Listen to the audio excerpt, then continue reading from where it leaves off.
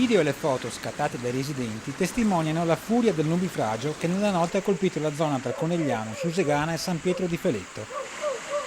Una bomba d'acqua che, verso le 3, si è scaricata sulle colline sopra le frazioni di Parè e Crevada, così travolgente e improvvisa da superare la capacità del torrente Valbona, riversandosi lungo le vie Podgora, Collalto e Marsiglion. Nel giro di pochi minuti non più strade ma torrenti in piena. L'acqua e il fango, resi tumultuosi dalle pendenze, si sono riversati con violenza nelle abitazioni, svegliando di soprassalto i residenti.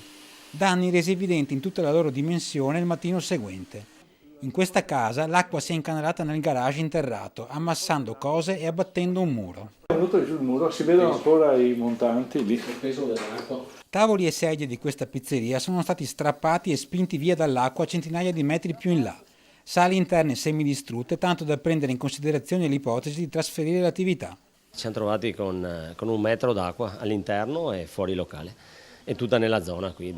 Io qua sto pensando di cambiare locale, perché non posso avere il dubbio, il panico sempre di Trasferirsi. di trasferirmi in pratica, perché non posso trovarmi in questa situazione qua sempre. Oltre una trentina gli interventi dei vigili del fuoco, all'opera fino alle 3 del pomeriggio, soprattutto per liberare i locali dal fango, come in questo condominio, con il garage andato completamente sommerso. Guarda, cosa ha spostato l'acqua? Il frigo in terra, ha portato fuori i mobili della signora, sono cose, e fin dove è arrivata, perché è arrivata fin sotto.